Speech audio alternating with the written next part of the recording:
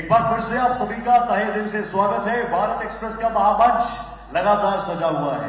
गणमान्य लोग लगातार यहाँ पर पहुंच रहे हैं और देखिए भारत एक्सप्रेस का एक अलग विजन है उत्तराखंड को लेकर। इसीलिए अभी भारत एक्सप्रेस 2 वर्ष का भी पूरा नहीं हुआ है और दूसरी बार हम पहाड़ों के बीच मौजूद हैं।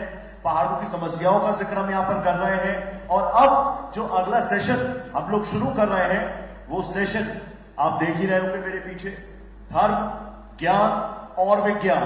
और इसी सेशन को मेरे साथ आगे बढ़ाएंगे। ये बहुत मजबूत पैनल मेरे साथ बना हुआ है। मेरे साथ हठ योगी जी यहां पर मौजूद है जो कि अखिल भारतीय वैष्णव अखाड़ा परिषद के महासचिव हैं। हठ योगी जी, बहुत स्वागत आपका, नमस्ते आपको। मेरे साथ मनीष पाठक जी हैं जो कि एमडी हैं 3R मैनेजमेंट लिमिटेड के। इसके साथ साथ बड़े स्तर पर, युद्ध स्तर पर ये बहुत महत्वपूर्ण काम कर रहे हैं। इस सेशन में इसमें जिक्र करेंगे। ये प्रेसिडेंट भी हैं ह्यूमंस ऑफ अर्थ के।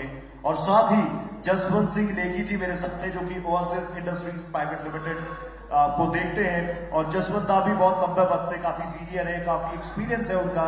और वो एक्सपीरियंस कैसे देवभूमि उत्तराखंड के लिए काम आ रहा है, इसी पर आज हम ये सेशन आगे बढ़ाते हैं क्योंकि हमारे सेशन का नाम ही है धर्म, ज्ञान और विज्ञान। और मेरे ठीक बगल में बाबा हठ योगी जी हैं। बाबा, मैं आपसे ही जानना चाहूंगा, अब 2014 के बाद कहा जाता है कि अब तो सनातनियों की सरकार है, सनातन का स्वर्णिम काल ये चल रहा है। अब से कुछ वक्त पहले हमने देखा श्री राम मंदिर में प्राण प्रतिष्ठा हुई। वाकई सनातन का स्वर्णिम काल। माइक लेना पड़ेगा सर। देखिए,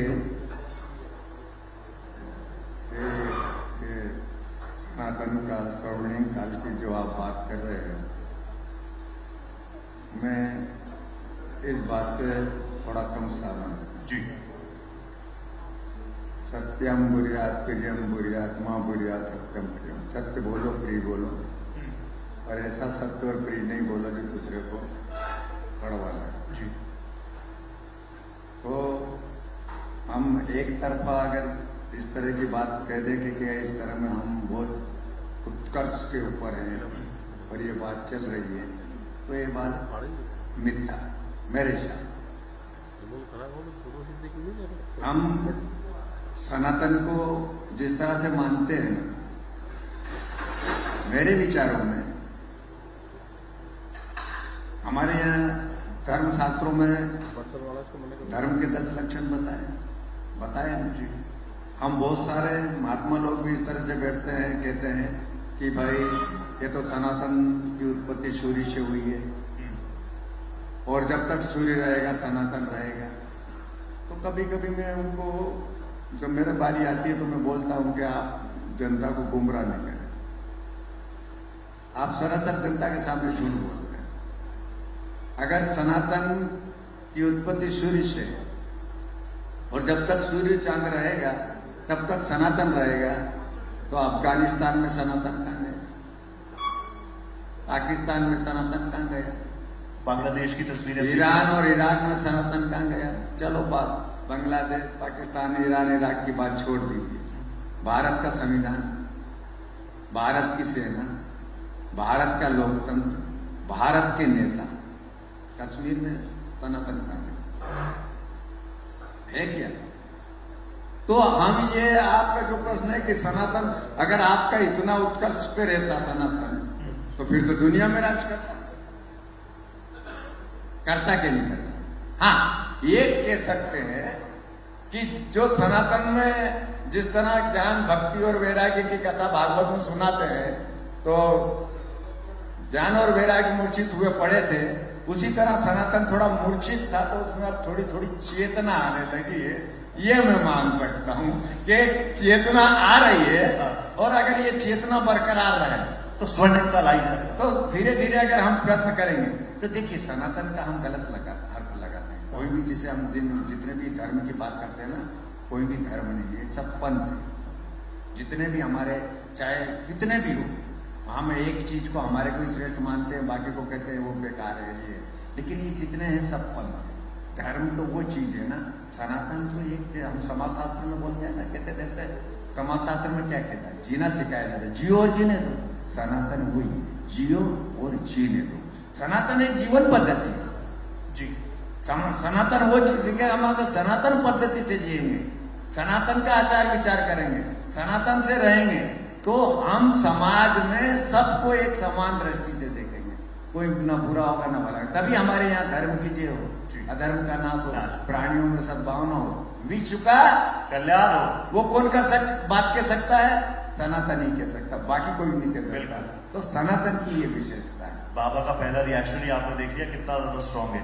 मेरे साथ मनीष जी भी हैं। बाबा मैं वापस आऊंगा आपके पास। मनीष जी, आप लगातार ग्राउंड लेवल पर काम कर रहे हैं। आज 24 वर्ष पूरे करके 25वें वर्ष में उत्तराखंड आ गया है। आप उत्तराखंड से ताल्लुक रखते हैं, नेकीदा उत्तराखंड से ताल्लुक रखते हैं, मैं उत्तराखंड से ताल्लुक रखता हूं। इस सफर को कैसे देखते हैं? देखिए, उत्तराखंड जब कहीं पर से बनने की बात हुई थी, दो कारण होते हैं। एक आपका राजनीतिक कारण हो सकता है, दूसरा एक सांस्कृतिक सामाजिक कारण भी होता है। सांस्कृतिक सामाजिक कारण में उत्तराखंड के अलग होने के पहले भी और बनने के बाद भी था कि हम पर्यावरण पूरक एक समाज अगर बनता है, समग्र समाज बनता है, उत्तराखंड और सारे पहाड़ी क्षेत्र ऐसा बताते हैं कि हम पर्यावरण के गोद में पले बढ़े हैं और पर्यावरण हमारे जीवन का आधार है। अब इसको अगर मैं धर्म से जोड़ दूं, भारतीय धर्म, तो पहाड़ों का धर्म है पर्यावरण के संरक्षण संवर्धन के लिए काम करना, उनके सहज जीवन का पार्ट होना चाहिए।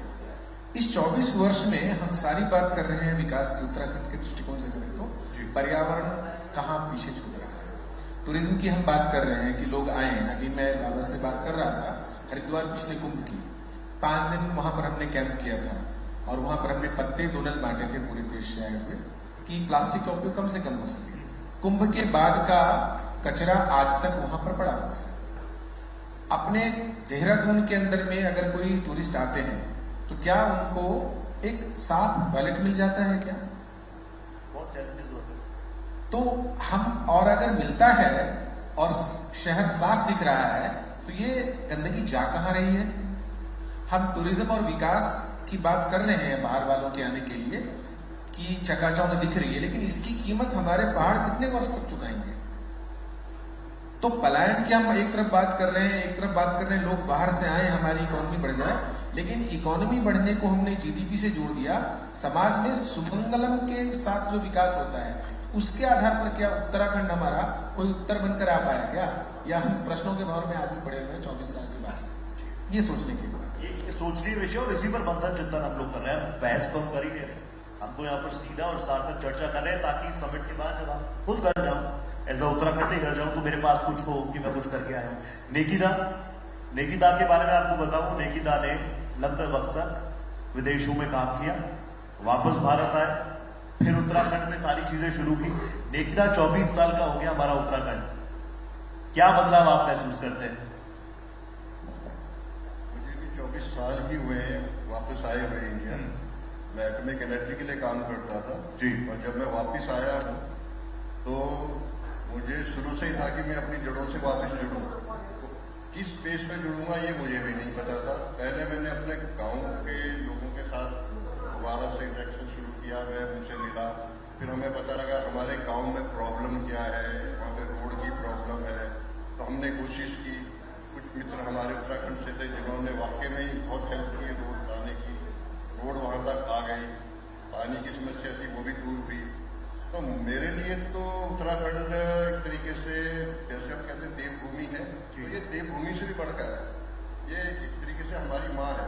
मेरे लिए तो यही है। तो अभी बीच में मेरे को सॉरी माफ़ी चाहूँगा, मैं पहली बार ये लेके बोल रहा हूँ तो कहीं गलती हो तो मुझे माफ़ कीजिएगा, मेरे को आदत नहीं है इस चीज़ की। तो हमारे एक मित्र है जो इन्वायरमेंट की उस पर काम कर रहे थे, तो उन्होंने एक प्रपोजल दिया हमें कि पहाड़ों पर जो आग लगती है पराली से, अगर इसका हम यूज कर सकें, इस पराली को हम इकट्ठा करके कुछ हम ऐसी चीज बना सके जिससे एनवायरनमेंट में कार्बन ना जाए, तो वो हमने सक्सेसफुली किया।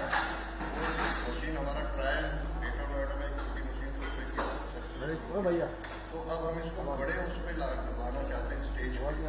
तो उसके लिए हमें उत्तराखंड सरकार की बहुत हेल्प की जरूरत है। प्रोजेक्ट हमारे पास है कि किस तरीके से हम जितना भी एग्रीकल्चर वेस्ट है हमारे उत्तराखंड का, उसको हम कैसे यूटिलाइज करके उसमें से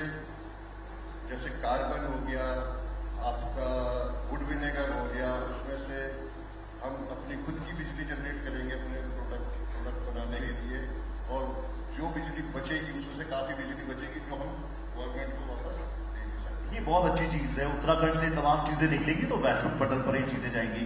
बाबा, मैं एक बार फिर से आपके पास आ गया। अभी आपने सनातन के बारे में जो ओपनिंग रिमार्क्स की वो बहुत ज्यादा स्ट्रांग थे, लेकिन हमारे देश के अंदर ही, चलिए आपको सनातन के बारे में बता रहे हैं, आप जान रहे हैं और बहुत शानदार तरीके से आपके सामने तो हम सब बच्चे ही हैं। कोई कहता है कि हिंदू अलग है, हिंदुत्व अलग है। कोई कहता है कि सनातन एक बीमारी है जिसको देश से खत्म कर देना चाहिए। मैं नाम नहीं ले रहा, सब जानते हैं, सब ये छोटे छोटे बच्चे यहाँ पर मौजूद हैं, ये भी अगर न्यूज चैनल्स देखते होंगे तो इन्होंने भी वो सारे बयान सुने होंगे। भारत जैसे राष्ट्र में जहां पर इतना बहुसंख्यक वर्ग है, सब मिलजुल कर रहते हैं, सहिष्णु भारत, ये हमारा डीएनए है सहिष्णु होना, उस देश में, उस राष्ट्र में सनातन को लेकर ऐसी बातें आती हैं, आपको कैसा लगता है? ये दरअसल हम लोग एक ही लाइन पे चलते हैं, सनातन दूसरी लाइन में। हम जहां जियो और जीने दो के अधिकार की बात करते हैं तो वहां हमें वो भी करना चाहिए कि जिस तरह हम कहते भी हैं कि अहिंसा परमो धर्म, अहिंसा से बड़ा कोई धर्म नहीं जी, वो मानना भी चाहिए, कहते भी। लेकिन दूसरी जो अर्धली है, दूसरी जो लाइन है, उसे ना तो कोई कथावाचक बोलेगा ना कोई कहने की बात करेगा। धर्मो हिंसा तो थे ऊंचा। अगर हमारे ऊपर कोई धर्म का मतलब यहां हमारे ऊपर सनातन के ऊपर अगर हमारे ऊपर कोई अटैक करता है तो हम उसका जवाब नहीं दे पाते, और अगर हम उसका सटीकता से जवाब देते तो जो ये कह रहे हैं ना, इनकी सात पुस्त कहने के लिए तैयार नहीं होती कि सनातन तो एक बीमारी। अच्छा, अभी एक नारा बहुत चल रहा था, कटेंगे तो बटेंगे, एक रहेंगे तो सेफ रहेंगे। बिल्कुल जरूरत है इसकी नहीं, हमारे देश में? बिल्कुल ठीक है। आज भी हम बढ़ रहे हैं, इसीलिए कट रहे हैं। बंगाल में कट रहे हैं। बांग्लादेश की बात नहीं कर रहा हूं, बांग्लादेश में तो एक तरफा कट ही रहे हैं, लेकिन बंगाल में कट रहे हैं, केरल में कट रहे हैं, यूपी में भी बहुत सारे कट रहे हैं। इंडिया के 9 राज्य ऐसे हैं जहां सनातनी मानने वाले, जहां हिंदू और हिंदुत्व को मानने वाले अल्पसंख्यक। ये बहुत सीरियस विषय। अब इन चीजों को अगर हम हमारी देवी देवताओं के माध्यम से ले ले, हम हनुमान जी के मंदिर जाते हैं, पूजा पाठ करते हैं, हनुमान चालीसा सुनाते हैं, हनुमान बाहुक पढ़ते हैं, संकट मोचन पढ़ लेते हैं, सब कर लेते हैं, अगरबत्ती जलाते हैं।